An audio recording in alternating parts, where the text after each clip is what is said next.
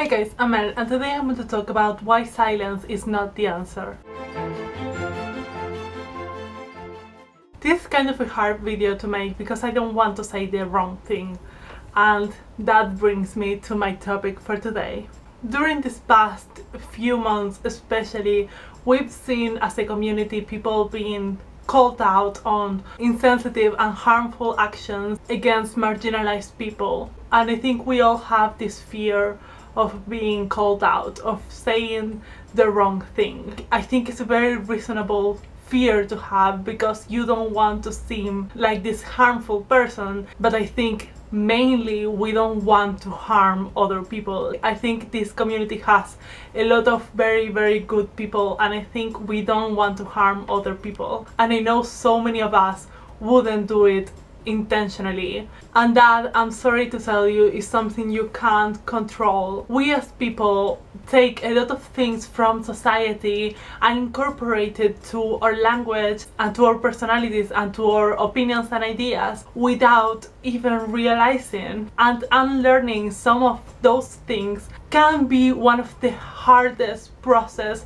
you can ever go through. I mean, obviously I'm not here to tell you what to do. I'm not going to tell you what you have to do as a person. This is just an advice and my perspective on this whole thing, because I've seen a lot of people saying that they are going away from the community or that they don't want to talk about these subjects just because they are afraid of saying the wrong thing and being called out. And I get it, like I said, we all have that fear, but I think the fear of actually being harmful to another person has to be more important and has to be a priority of yours, more than appearing racist or homophobic or insensitive or whatever. I think we all want to grow, we all want to be better people, and we can't do that unless we fuck up and learn. And that doesn't have to happen publicly. You can learn about things in private. I think the problem is not being called out, the problem is how you handle it. I understand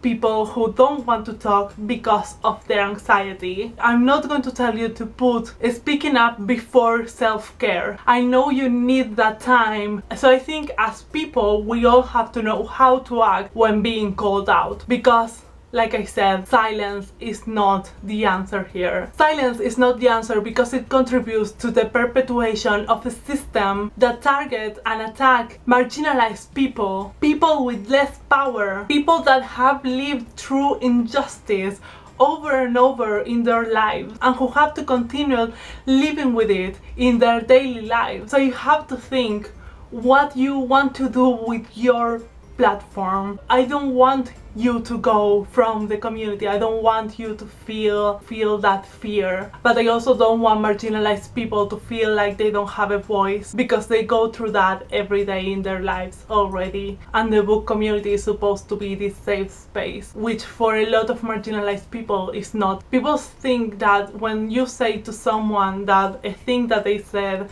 is racist or homophobic or whatever, they think you're judging their entire person. But the reality is that we as people are problematic. We all fuck up, and all of us are not inherently racist or homophobic or insensitive, but all of us can have some of those things in our language or in our actions. So when somebody said that one of your actions harmed them, listen to them. Don't get defensive. Don't think it's an attack to your entire person, because you're probably a very good person, but don't think that being a good person saves you from having harmful actions or sayings. It's like anything in our lives. I don't think we are all born knowing everything. I think we all make mistakes in our lives. Not all of us just look at those mistakes and keep making them. You normally go through those mistakes and learn from them, and that's how it is in the community as well. But the reality is that we need you to speak up. We can't afford your silence. We can't afford your fear, especially when you have a big platform. You know, I think sometimes You have to put all the things in like this balance, and you have to think what's more important. I totally get if you need self-care. I'm not going to judge you, but I can't get on board with a person who wants to stay silent just because it's easier, because this battle for marginalized people and marginalized voices and marginalized authors and marginalized books is not an easy thing. And it's not easy for marginalized people. Why does it have to be easy for non-marginalized people who have more power, who probably have more subscribers, who probably have more influence? I didn't choose to be born in Argentina. I didn't choose to be bisexual. I didn't choose to be a woman. And I have to talk about it because it's my identity. I can't afford to stay silent, and I don't get a choice to stay silent, but you do, and I ask you to not stay silent, and I ask you respectfully. I'm not saying that you're a bad person for staying silent or for choosing to stay silent. I'm just asking you to be a part of this battle, because problematic books that have been called out are still #1 bestsellers. People who have been called out still are the most influencing people in this community, and I don't think being called out is going to ruin your life. I think if you take it the way you can take it, not putting your defense up and trying to listen and learn what people are telling you, because I've never seen anyone calling out another person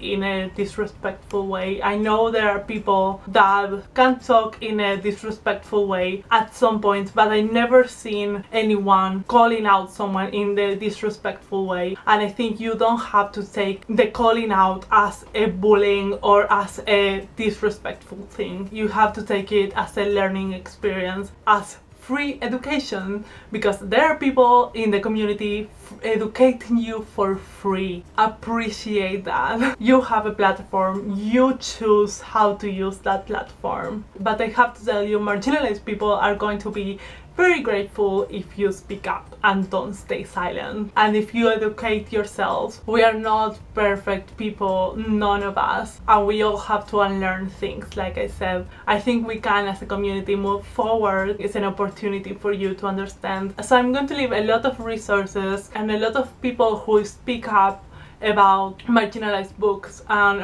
about marginalized authors and about problematic things in the description, so please check them out if you have time. Hope you give me your opinion in the comments, and I appreciate all the comments, and if you want to have a discussion, that's totally fine. And that's everything. Hope you like this. If you subscribe, and I will see you when I see you.